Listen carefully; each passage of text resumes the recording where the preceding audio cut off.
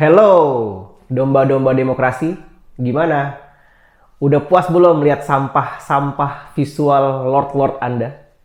Atau belum bosen juga mendengarkan janji-janji sampah yang setiap 5 tahun diulang begitu-gitu aja? Oke, disclaimer ya guys.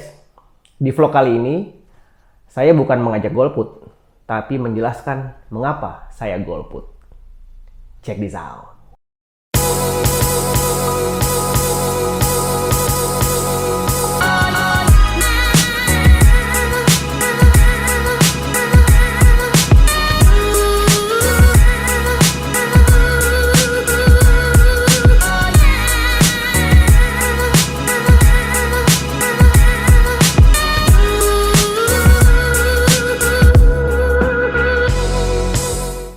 Gini guys, para domba-domba demokrasi. Kita itu sebenarnya nggak usah muluk-muluk untuk janji ada 10 program, 20 program, nggak perlu. Kita hanya butuh 2 janji. 1. Penguatan nilai rupiah. Karena tahun 98, krisis ekonomi itu bukan karena Soeharto diktator guys. Tapi karena nilai rupiah melemah dan nilai dolar itu menguat. Kita nggak akan terasa sekarang, apalagi anak-anak millennials, generasi Z atau generasi Alpha apalagi tidak akan tahu. Sekarang gini aja untuk lebih emosionalnya. Para penggila iPhone lah. Sekarang mau beli iPhone harga 10 juta. Tiba-tiba besok, krisis ekonomi. Lalu apa? Harga 10 juta menjadi 50 juta. Berasa nggak tuh guys? Yang mau beli mobil Wuling EV 300 juta, sudah nyiapin duit, tiba-tiba besok krisis ekonomi. Dari 300 juta jadi 1,5 miliar guys untuk Wuling EV. Itu yang kami alami tahun 98 jika Anda mau empati. Jadi program pertama itu seharusnya hanya menguatkan nilai rupiah terhadap dolar. Karena semua itu against US dollars, bahkan hutang negara Indonesia. Yang kedua, korupsi, apalagi? Korupsi itu sudah menjadi kanker di tubuh negara Republik Indonesia ini guys. Tapi apakah kita itu mempunyai program untuk mengurangi korupsi? Tidak. Kenapa? Buktinya ASN terus diperluas tuh. Korupsi itu ada 2 guys. Sumbernya adalah 1, birokrasi. Kalau Anda terus memberi makan ASN, memperbesar ASN, ini gaji ASN, semua ASN dimanjakan, maka birokrasi itu akan tetap menjadi kanker dan menjadi besar. Ada nggak sih presiden atau calon presiden yang bilang, cut semua ASN yang tidak perlu? Karena kita sekarang zaman AI. Masa untuk mengurus atau membuat KTP, atau membuat paspor, membuat dokumen-dokumen yang receh lah itu, tidak bisa pakai AI? Bisa. Contoh nih guys, kalau misalnya kita mau buat paspor atau KTP lah, kita tinggal datang ke sebuah booth gitu, masuk, foto, verifikasi data melalui AI, orang pakai pinjol atau sekarang itu buka tabungan aja bisa pakai face recognizing kan. Nah, masa pemerintah nggak punya uang untuk itu? Kedatang ke booth, face recognizing, apapun itu, kemudian jadi KTP. Gampang. Berapa banyak ASN yang bisa di-cut? Banyak. Karena itu adalah sumber korupsi. Dan contoh-contoh yang lain, kartu keluarga lah, SIM lah, pasport lah, itu dokumen remeh-temeh yang bisa digantikan oleh AI. Sekarang, antara Dukcapil sama Bansos aja nggak connect. Antara Dukcapil dengan BPJS saja nggak connect. Mau berharap Indonesia bebas korupsi dari segitu banyaknya dan segitu lebarnya birokrasi? Tidak mungkin. Tapi kan kita punya e-government. Kita tidak punya e-government, kita punya e-birokrasi. Semua tetap birokrasi, tapi seakan-akan elektronik. Contoh, ini pengalaman saya sendiri. Ketika misalnya mengurus KTP atau kartu keluarga. Semua sekarang online. Jam 8 dibuka. Hanya 50. Jam 8 saya buka. Jam 8 kuota full. Gak masuk akal. Akhirnya apa? Harus datang lagi ke sana. Harus datang lagi ngadep ini. Yang terjadi apa? Ya tetap saja praktek-praktek korupsi birokrasi itu akan tetap terjadi di Indonesia. Jadi, kalau Anda mau Indonesia bebas atau mengurangi korupsi, pangkaslah ASN. Satu. Yang kedua, korupsi dari mana asalnya? Political cost yang tinggi. Untuk menjadi anggota DPR RI sekian miliar. Untuk menjadi anggota DPRD sekian miliar. Gubernur, wali kota, bupati, bahkan sampai ke presiden. Anda pikir orang-orang yang membiayainya itu tidak mau uangnya balik? Kalau misalnya political cost Indonesia itu bisa ditekan, maka korupsi pun bisa ditekan. Tapi ada nggak sih orang yang concern dengan ini? Tidak. Kenapa? Karena Indonesia itu begitu sukanya terhadap kemeriahan dan menyukai pragmatisme. Oh, caleg ini kalau misalnya ngasih 100.000, saya pilih. Kalau enggak. Dari kita saja kita sudah korupsi kan? Kemudian panggungnya artis dangdut lah, artis ibu kota diundang. Memang itu bukan cost yang akan dibebankan kepada Anda nantinya, yang berbentuk korupsi. Kita tidak mengetahuinya secara langsung, tapi kita merasakannya dalam 5 tahun berikutnya.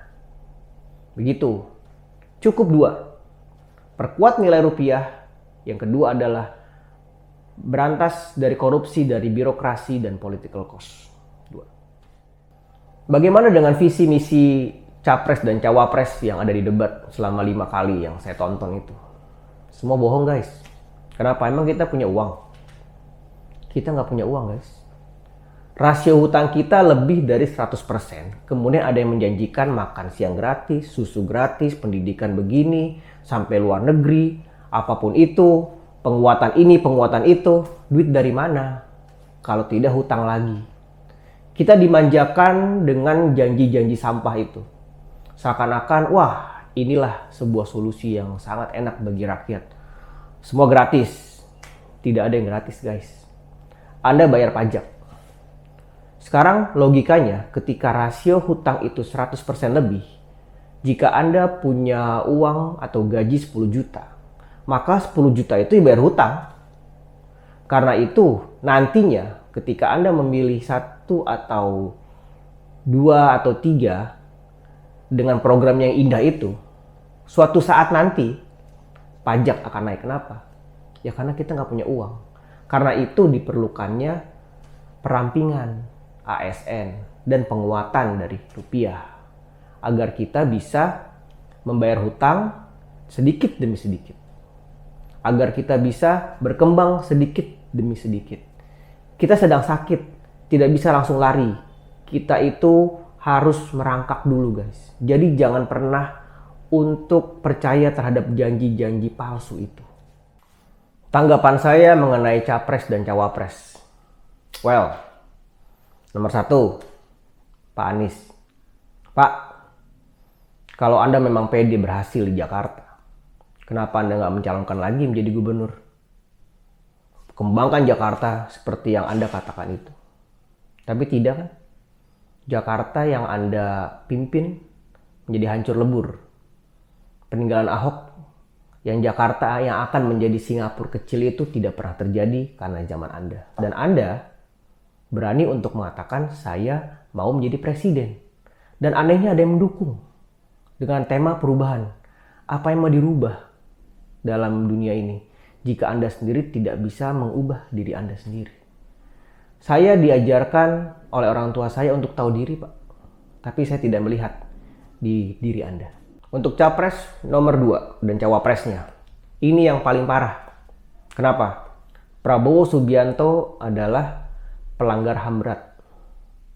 Bayangkan, ketika itu tahun 98 banyak orang hilang, nyawa hilang loh guys. Demi sekarang kalian itu berteriak-teriak demokrasi, nyawa itu hilang.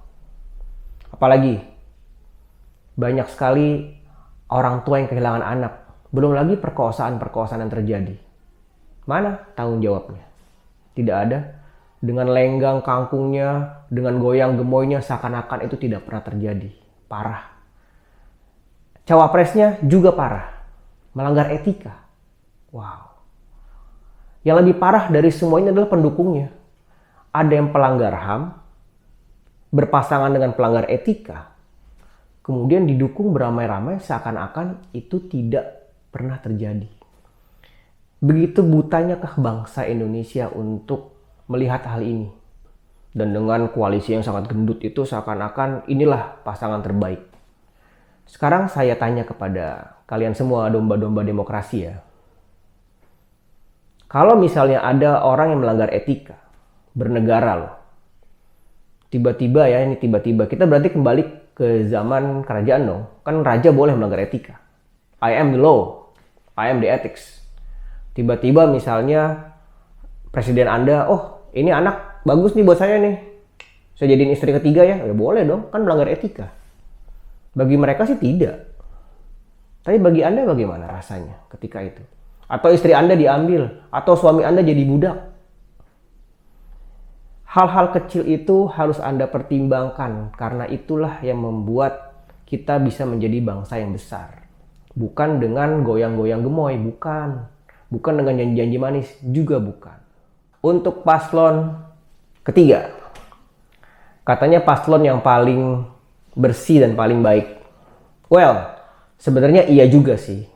Tapi karena Anda petugas partai, bagi partai PDI Perjuangan, itu membuat kami itu, bangsa Indonesia ya, berpikir kayak, oh berarti yang paling tinggi bukan presiden dong ya, ketua umum partai. Bisa nggak misalnya Pak Ganjar dan Pak Mahfud ini terpilih, misalnya, against the hegemony of party, bisa nggak? Kalau tidak bisa, lebih baik bicarakan Pak. Kenapa? Karena presiden itu dipilih oleh rakyat, sedangkan ketua umum partai itu dipilih oleh anggota partai. Jadi posisi presiden itu lebih tinggi dibandingkan ketua umum partai. Tapi di Indonesia itu terbalik. Ketua umum partai bisa merasa lebih tinggi. Kenapa? Karena saya yang jadiin kamu presiden loh. Bukan, yang menjadikan dia presiden itu rakyat, bukan Anda semua, bukan. Karena tidak ada mandat dari ketua umum partai ini, mandat seperti MPR dulu, mandataris menyerahkan kepada presiden. Kan tidak ada. Yang menyerahkan mandat itu adalah rakyat kepada presidennya. Itu yang membuat banyak orang ragu memilih Bapak. Padahal mungkin Bapak yang lebih baik dari nomor 2 dan nomor 1. Mungkin loh Pak ya. Karena kami tidak berada di Jawa Tengah.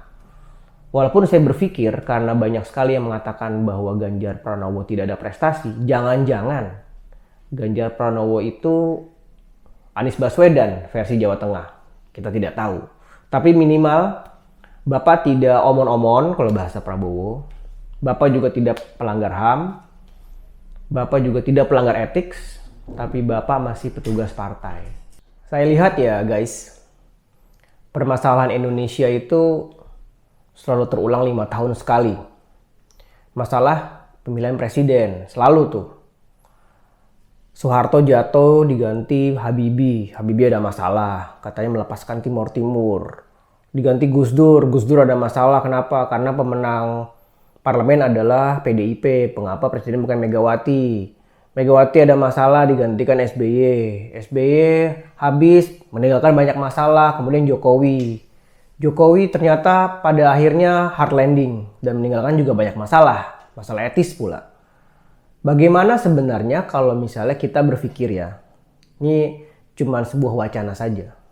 Kalau presiden itu di outsourcing saja guys.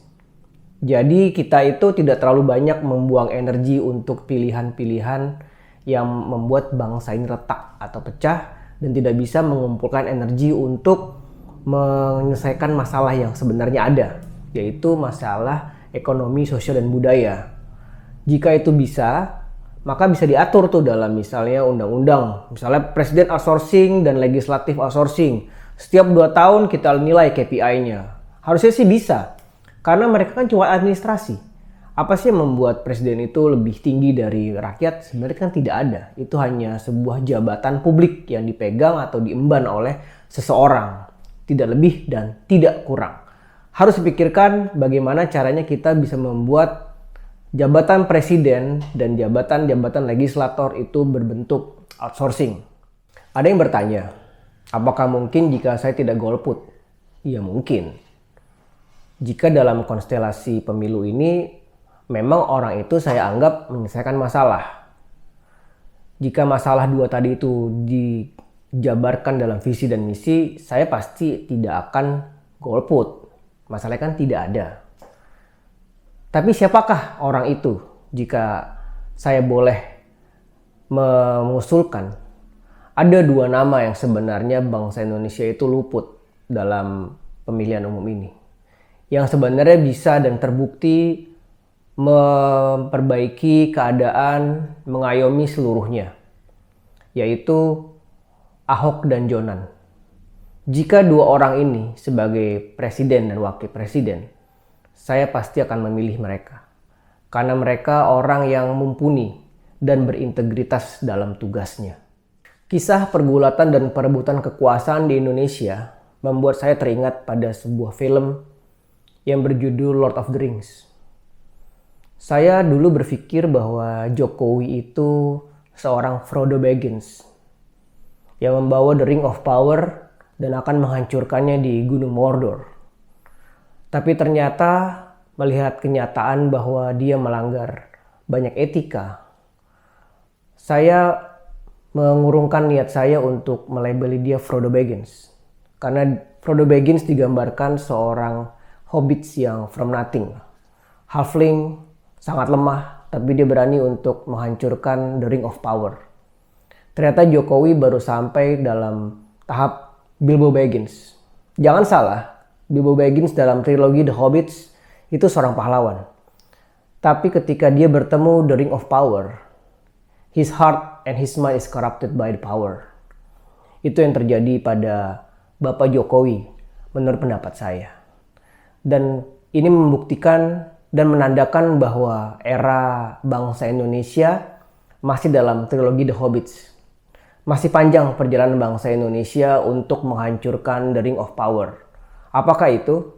Yaitu kerak-kerak feodalisme dalam tubuh demokrasi.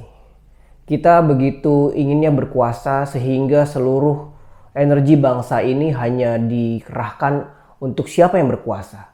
Tapi ketika sudah berkuasa mereka akan lupa. Mereka yang berteriak-teriak ketika kampanye membela pasangan, pada akhirnya apa? Ketika pulang ya tetap saja menjadi seperti itu, bukan? Coba sekarang Anda pikirkan lebih lanjut. Misalnya Anda sekarang berteriak-teriak membela satu pasangan calon.